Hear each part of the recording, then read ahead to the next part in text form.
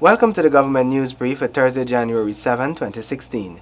In the news, Google rectifies errors on Guyana's map with regard to Essequibo, aggressive marketing of Guyanese products and services being done overseas, and over 537,000 tons of paddy exported in 2015.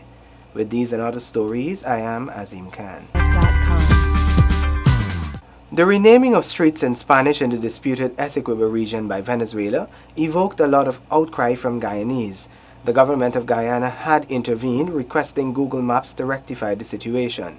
In this report, you will hear how Google has responded to the government's request. Last year, several major roads in Essequibo were ascribed Spanish names by Google Maps. This was strongly condemned by many Guyanese, and government had undertaken to address this matter with Google. Essequibo, which covers 160,000 square kilometers, has long been represented on Venezuelan maps as a reclamation zone. It's equivalent to two-thirds of the country, and for Guyana, it is a rich agricultural and mineral zone. The area where you had the uprising in the Essequibo by slaves, this area had been the road running, in fact, even running alongside Damon's monument, one of the leaders of the slaves were, and I think this is an insult, the road had been renamed after Simon Bolivar, who never set foot in Guyana, never had an interest in Guyana even.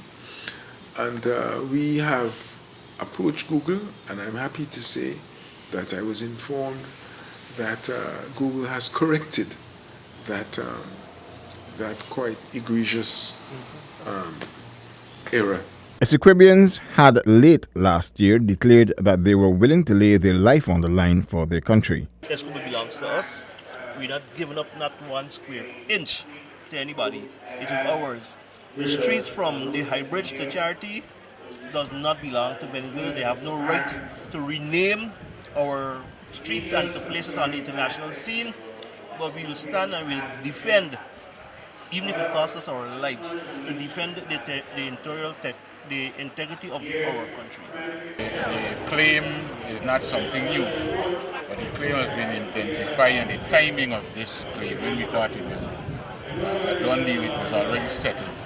As soon as the oil was discovered in pronounced in large quantities, the threat becomes more intensified, and then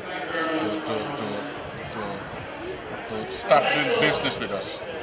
Stop doing business with us, a small country whose economy is basically heavily dependent on the rice industry. It was awful. And the blind could have seen that because of the oil find, that the claim and the extent of the claim and the aggressiveness that is being portrayed by our neighbors. Meanwhile, Minister Greenidge stated that on the sovereignty front, Ghana expects that the United Nations would continue the process it started and ensure that Venezuela adheres to its word. Earlier in 2015, that country's President Nicolas Maduro issued a decree extending the Venezuelan maritime boundaries to include Guyana's maritime waters. U.S. oil giant ExxonMobil started drilling around the same time and had announced a significant oil find. Ghana's President David Granger has called for a definitive legal settlement of the dispute. United Nations Secretary General Ban Ki-moon had dispatched a fact-finding mission to Caracas and Georgetown to deal with the issue. 2015 was a historic year for the rice sector. It exported over 537 tons of paddy, which is an increase over 7% over the previous year. Despite this good showing, the value of the export was 11.48% lower than the previous year when less rice was exported.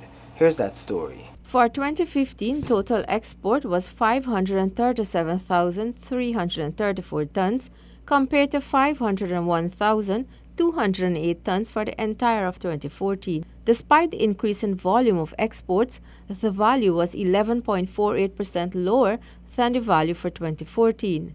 The value of exports was US $220.8 million compared to US $249.5 million for the entire of 2014 when less paddy was exported.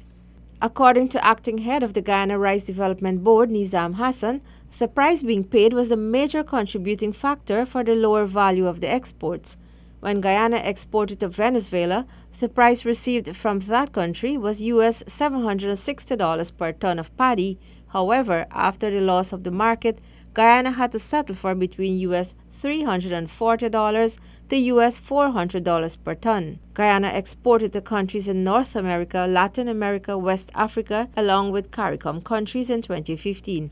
Of these, the Latin American countries accounted for the largest revenue generation, importing as much as US $99.5 million worth of paddy. Paddy production was 1,058,129 tons, equivalent to 687,784 tons of rice. This figure was 80,840 tons, or 8.27% higher than the production of paddy for 2014. In 2014, 977,289 tons of paddy, equivalent to 635,238 tons of rice, were produced. Approximately 100% of the crops were harvested, with Region 5 accounting for the most production. For this government news brief, I am Shanti Goberdan reporting. Guyana's products and services are being advertised on the international market as the administration continues to push its foreign policy agenda to the benefit of all Guyanese at home and abroad. Here are the details. Prime Minister Moses Nagamutu has reported that in his travels overseas, he not only deals with human rights issues, selling local products and services is also big on his agenda. I also take the flag of Guyana abroad as an advertiser of our products. And we have good products in Guyana. We have good rice, we have good coffee, we have good coconut oil. Coconut oil, yes, you see my hair? Good coconut oil, virgin coconut oil. And we have good craftspeople in Guyana who could do marvelous things with their hands and their brains. And therefore we need to open a window to the world, to let the world see us as creative people, as productive people, and people who want to reach out and to trade our products with other countries. The administration will continue to advocate for Guyana against the false claims by Venezuela, something the Prime Minister explained that he too has been doing on every overseas trip. I want to build consciousness. I want to build friendship. I want to be able to sell in a very soft way, that we are a peaceful nation. We have claimed no one's country. We have attacked no one. We have not interfered with anyone's internal affairs. And therefore, we want to say to the world that we are a small country, but we are very peaceful. And we like to remain peaceful. And we didn't think that anyone has a right to feel that our land belongs to someone else, or our gas and our oil and our gold and our forests. Our wealth, in fact, is the wealth of the people of Guyana. The government is committed to a foreign policy that advances Guyana's interests. These include protecting Guyana's territorial integrity, pursuing economic prosperity, and strengthening democracy. For the government news brief, I am Shanti Goberdan reporting. As part of the efforts to improve the efficiency of the Guyana Geology and Mines Commission, more staffers will be conducting inspections at various interior locations to ensure compliance with Guyana's laws. Here's that report from Paul McAdam. The staff of the Guyana Geology and Mines Commission will be more visible in the fields. This is according to Minister of Natural Resources Raphael Trotman. But even as he intends to increase the Commission's presence on the ground, there are no immediate plans to hire more staff. One of the features we've noticed of the GGMC is that its administrative staff is larger than its field staff and operational staff. And I think we may want to put more people into the field to do more monitoring and evaluation and enforcement.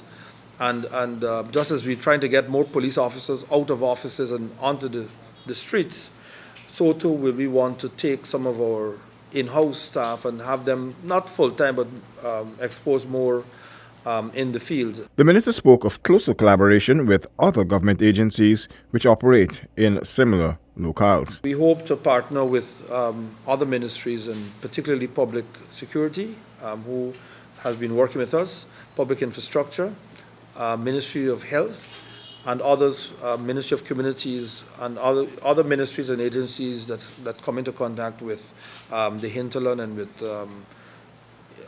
interior dwellers. So at this point in time, I'm not advocating for a substantial or in any great increase in staff, because I think we can turn some of the people out into the fields a bit more often than they're going out. The Ministry of Natural Resources is reorganizing its agencies to better serve all stakeholders in the sectors it manages. These include the GGMC, the Ghana Forestry Commission, the Environmental Protection Agency, and the Protected Areas Commission.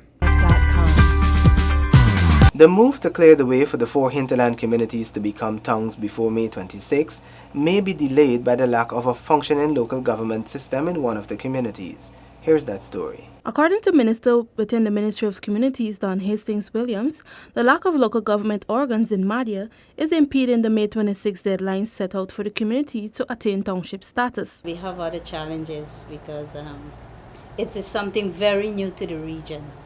It is not that we're going to leave them out, they're going to come on board a little later, but because there was never no NDCs as per se, to have an overseer, to have these councillors that falls under NDC, there was never any in Region 8. It was strictly RDC. According to the minister, the other 3 communities, Lethem, Mabruma and Bartika, remain on target. The ministry has been visiting and holding consultations as the process progresses. They now have an opportunity to choose the leaders of their choice and persons who they not only they think, but who they have confidence in that they can lead and govern their municipalities or their NDCs. Following the local government election and the establishment of the local government system, Madhya will move to a township.